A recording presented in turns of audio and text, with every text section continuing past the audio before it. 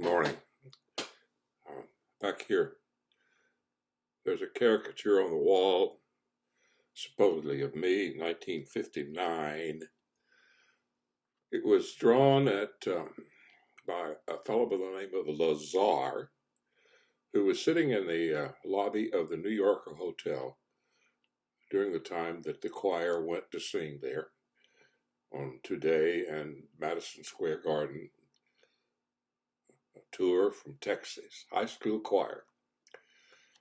And Lazar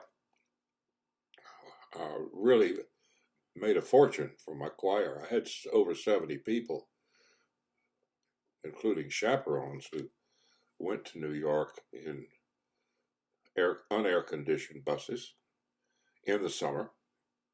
That wasn't supposed to be the way it was, but that's the way it ended up. Anyway, he loved the kids, and he did one of Marilyn and I. That was the one that he did, and out of courtesy, because we had sent him some business. That was a great trip.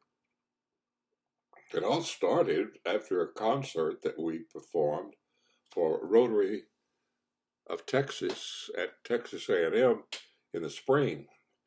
And it just so happened that the vice president for Rotary International convention coming up in the summer of '59 was in the audience.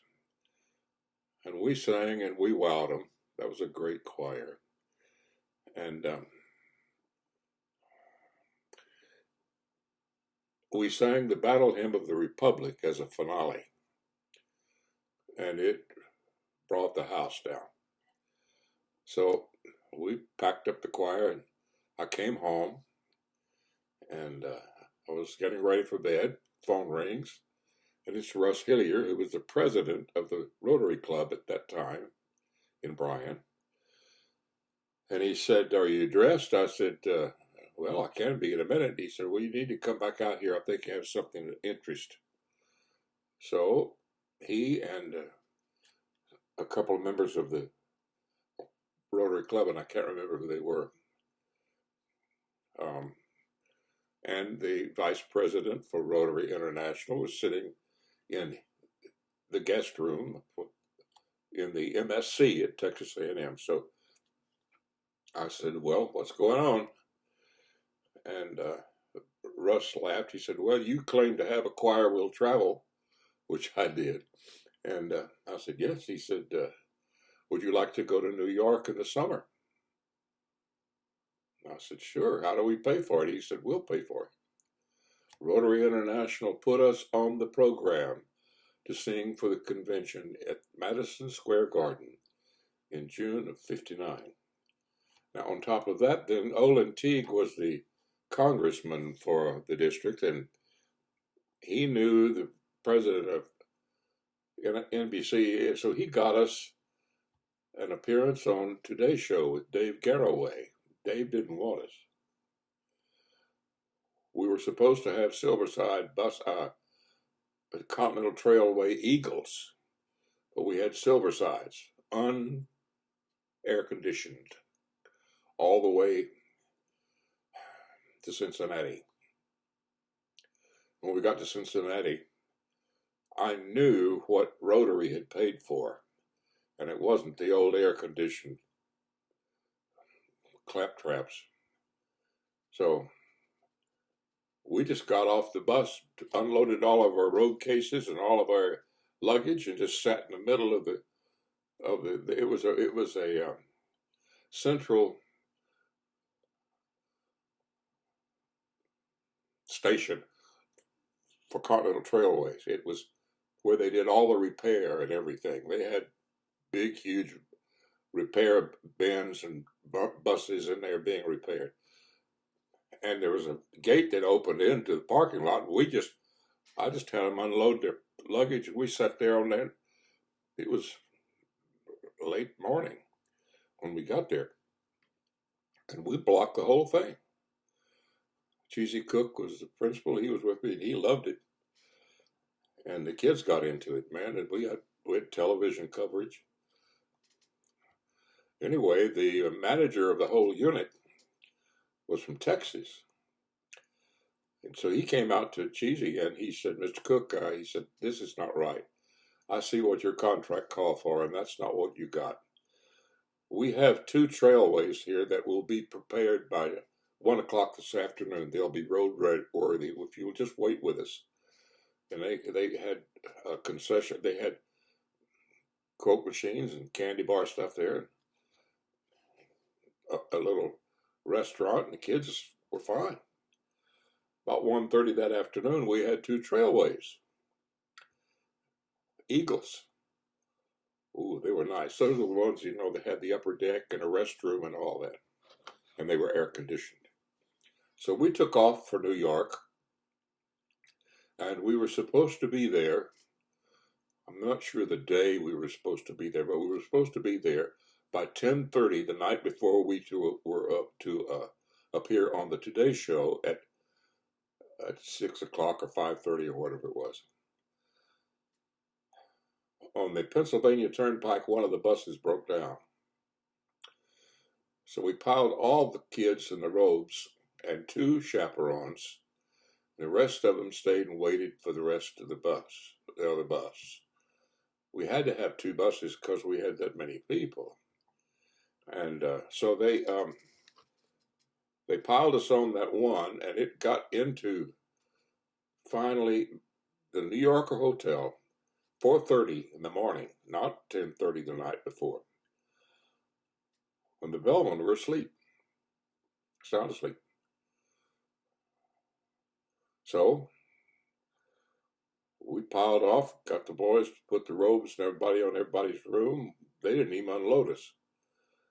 Got dressed and got ready for Barbara Walters, who was at that time Garraway's Girl Friday producer.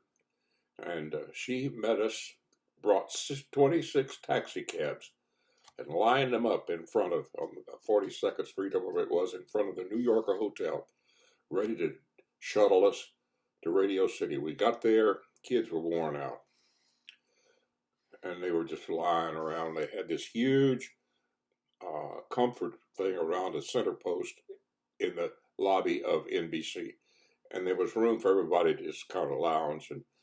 And I said to Barbara, I said, this is not going to work. So what she did, she had the NBC chef prepare coffee and brought rolls and sweetbread and stuff up there and just kept entertaining the kids and kept them awake. We got in there, didn't have risers.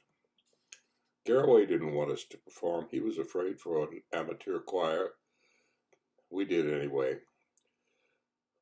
We found a set like the old hee-haw porch for veranda. We stood on that. They mic'd it, put Klieg lights on it. They wouldn't let the accompany our 3 numbers because she was non-union. They even tried to stop us from performing because we were there in a robe. And the little floor manager was from Texas, and he told Cheesy, he said, if you'll tell them those are travel uniforms, because you did come in taxi cabs in those, he said, that'll waive the requirement for wardrobe. So we did that and didn't have to go through that. They did everything they could do to stop us. We sang a cappella, 3 numbers. I can't remember. Elijah Rock was one of them, I believe. Inchworm was another, and maybe Lavender Blue, something that would appeal to the people. And we did pretty good. On the elevator ride down, Garraway said, well, Jim, he said, I tried to keep you off. I said, I know you did. He said, but that's the best choir I've ever heard of. He said, I'm proud to have you. Anyway, got a phone call from David Merrick in the hotel, who was the producer for the Radio City Rockettes, and he invited me and the choir to come and be this featured special group for a 10-week run with Radio City Rockettes. But his contract only called for 40 voices, and I had 62. No way. He was furious. He even called the superintendent of schools and complained. because he had a dumb choir director who wouldn't take a nice job. And it would have been, but I'm not going to leave anybody home. Why would I do that? So we turned that down. Got letters from all over the world. That was my claim to fame.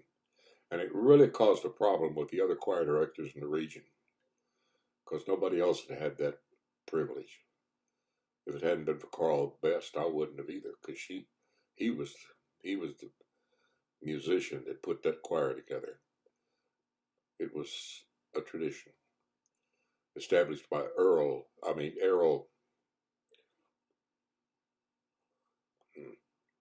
Ewell Porter, who went on to Baylor to become the head of their music department. But that's the story of my trip to New York. Something the 59 choir will never forget. And that's what I get from my box of chocolates from my little studio right here in the corner under the shadow of Kyle Field. Amen. Giggle.